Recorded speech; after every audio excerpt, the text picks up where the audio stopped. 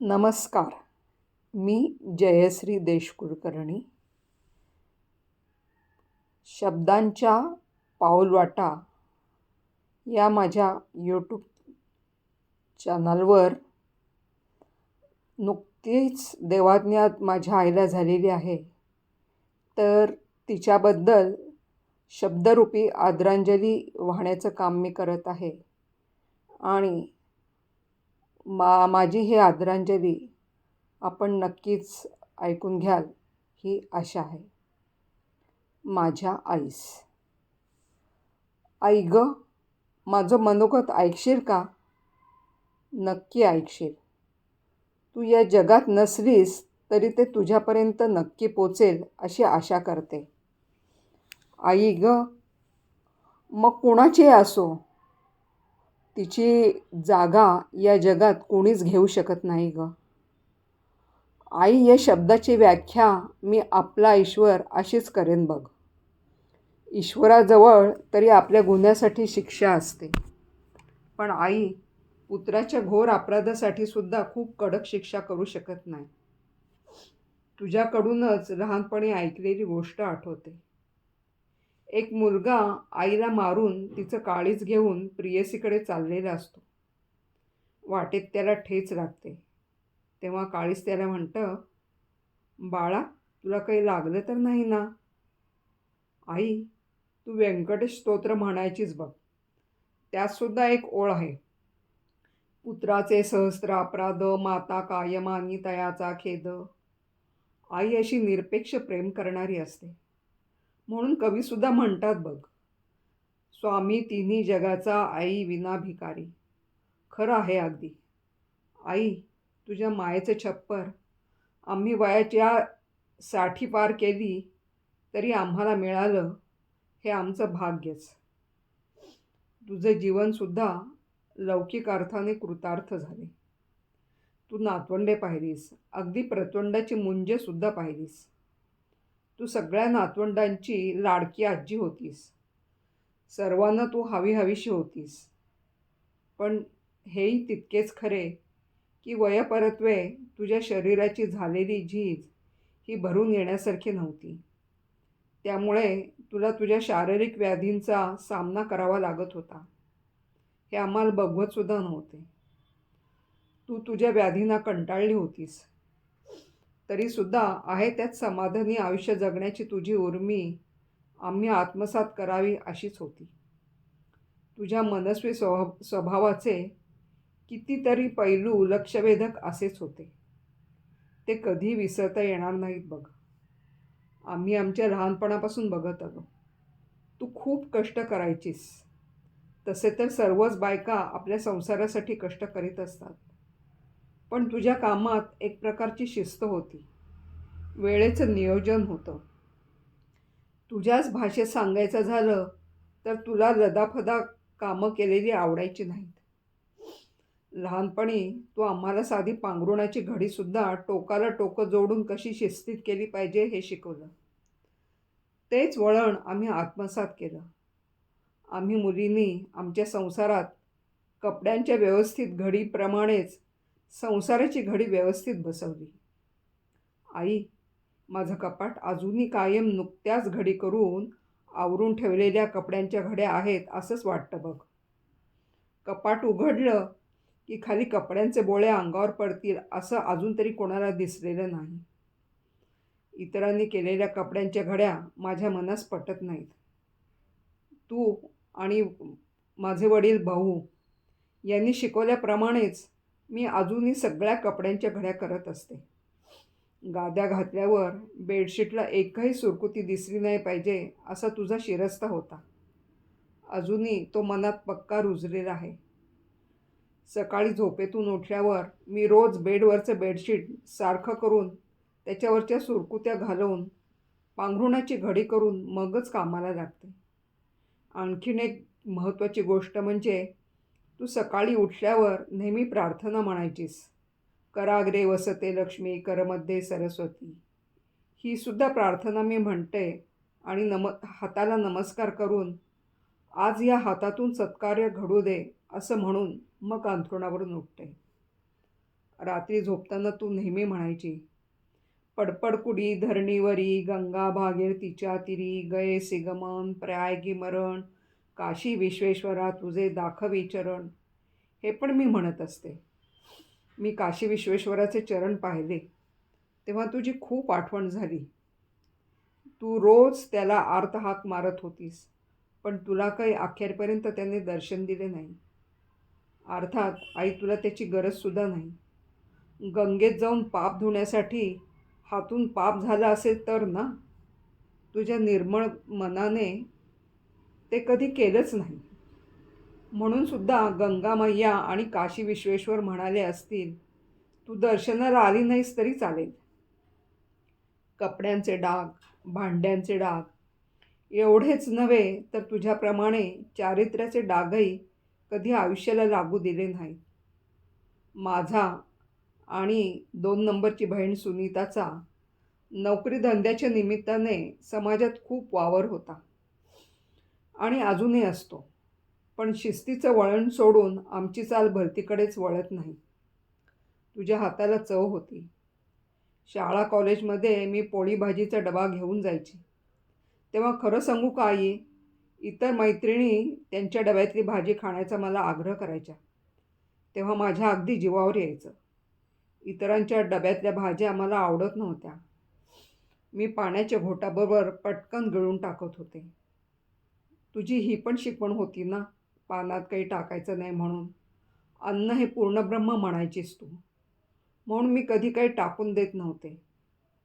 आयुष्याच्या पानात पण पूर्वसुकृतानुसार खूप नकोशी पात्र येत गेली, पण सर्वांना त्यांच्या गुणदोषासह पचवत गेले बघ. पुढे टाकलेलं पाऊल कधी मागं घेतलं नाही. आयुष्याची घडी विस्कटू न देण्यासाठी तुझ्याप्रमाणे सगळ्यांना सहजपणे सांभाळून घेत पुढे जाणं मला जमत नव्हतं, पण तेही शेवटी शिकले आई मी. तरी आई, तू सासरी आणि माहेरी दोन्ही ठिकाणी मोठी होतीस, त्यामुळे सगळीकडे तुझ्या शब्दाला मान होता. कोणी तुझ्या शब्दाबाहेर नव्हतं. तुझ्या कष्टाचा आहे त्या परिस्थितीमध्ये समाधानाने सण साजरे करण्याच्या तुझ्या स्वभावाचा सर्वांना आदर होता. पण आई, मी दोन्हीकडे सासरी आणि माहेरी लहान होते, त्यामुळे कायमच मला सर्वांचं ऐकून घेत जगावं लागलं.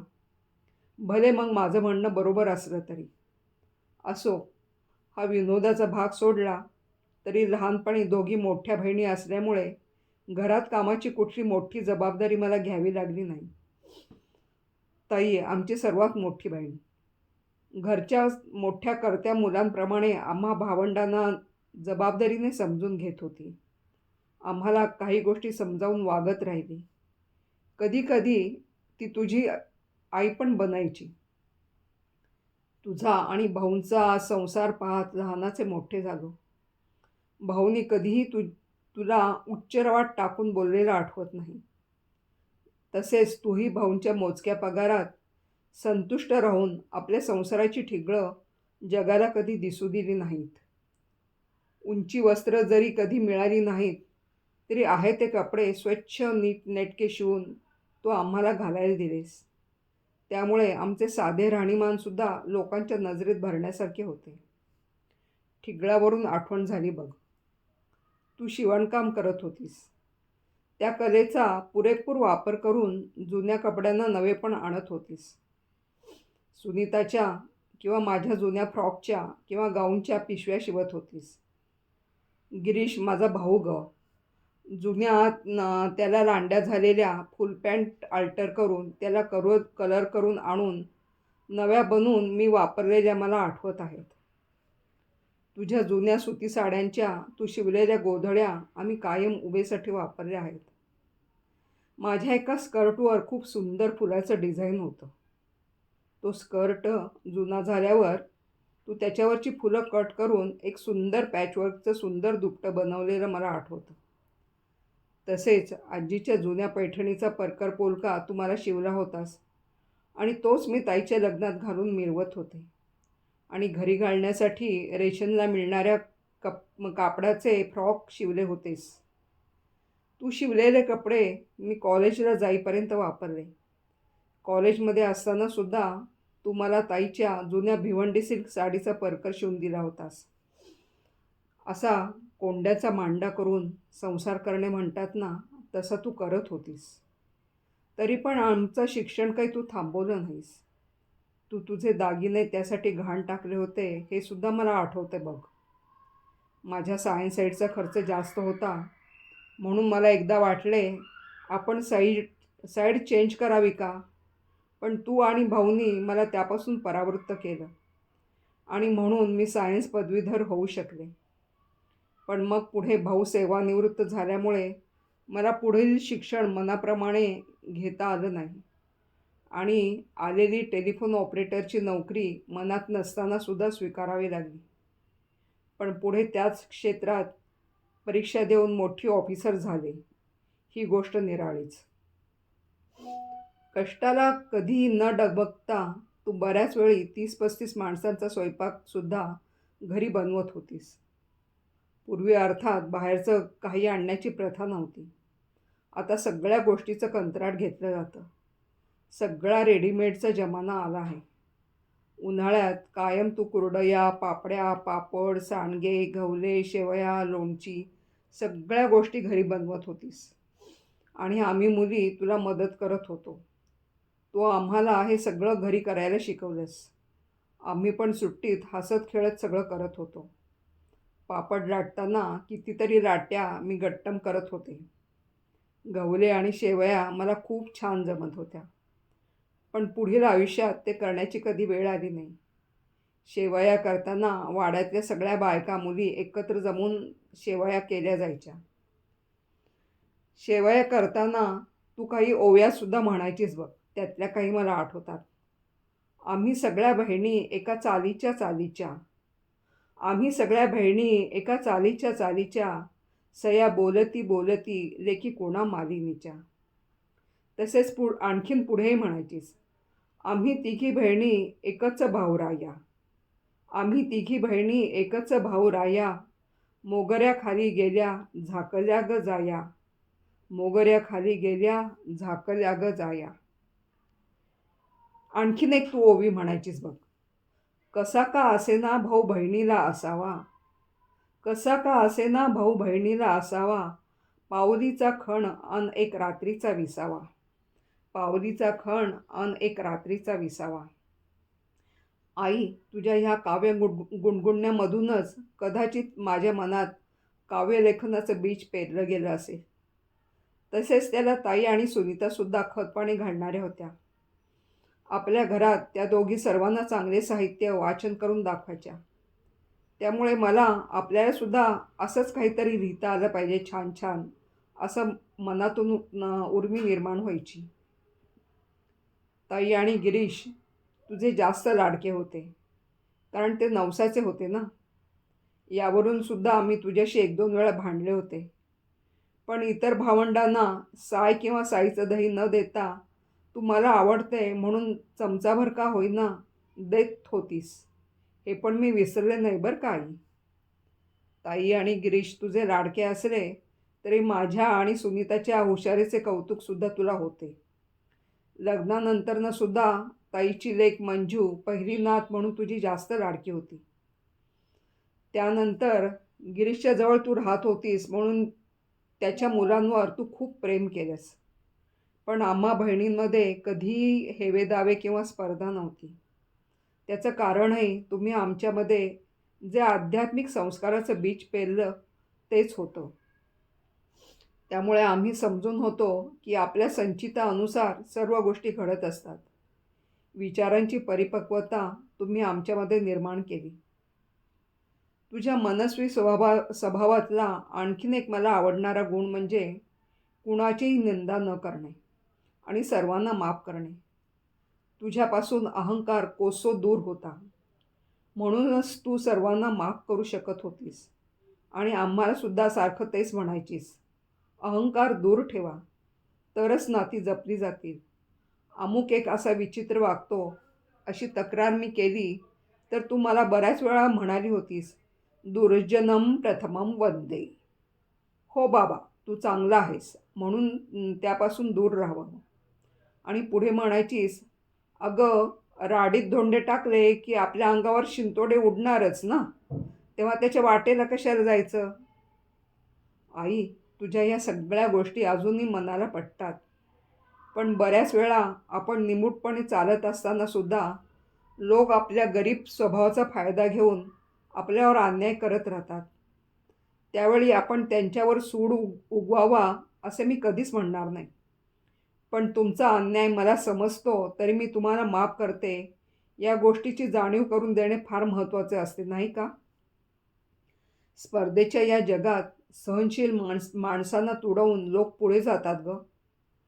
तू तुझ्या सासरच्या आणि माहेरच्या दोन्ही जबाबदाऱ्या लिलया पेलल्यास. त्यात तुला भाऊनी सुद्धा विना तक्रार साथ दिली म्हणूनच. हे मात्र तुला मान्य करावंच लागेल. आमचं बालपण तसे 2 खोल्यात, तेही भाड्याच्या घरात गेले. अशा परिस्थितीत पण आला गेला पायी पाहुणा यांचा खूप राबता होता घरात. तरी घरात तू हसून सर्वांचं स्वागत करत होतीस. पाहुणे विनासंकोच घरात राहत होते. तू हे सगळं कसं सांभाळत होतीस गं? आता आठवलं तरी नवल वाटतं बघ.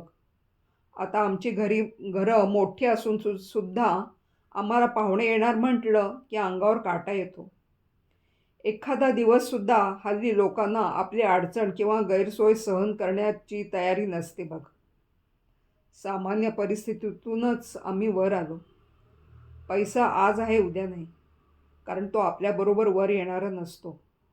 पण तुम्ही दिलेली संस्काराची शिदोरी मरेपर्यंत जगण्यासाठी उपयोगी पडेल. ती कधीही संपणारी नाही. आठवणीच्या रूपाने तू कायम आमच्याबरोबर आहेसच. तरी प्रत्यक्ष छत्र नाही, ही उणीव भरून न येणारी असते गं. खूप काही आठवणींचा साठा आहे बघ. पण मी इथे तुझ्या आयुष्याचा अगदी धावता आढावाच घेतला आहे. माझं लवकरच माझं बालपण आमचं घर हे पुस्तक प्रकाशित होईल. जे लिहायला घेतलं होतं पण काही कारणाने मागे पडलं. पण ते वाचण्यासाठी आमच्या आयुष्याचे महत्त्वाचे शिल्पकार तू, भाऊ, ताई या दुनियेमध्ये नाही, हा सल कायम मला जाणवत राहील गं. जास्त काय बोलू. पुन्हा एकदा तुला मी ही माझी शब्दरूपी आदरांजली वाहत आहे, ती तू स्वीकारशील अशी आशा करते. धन्यवाद.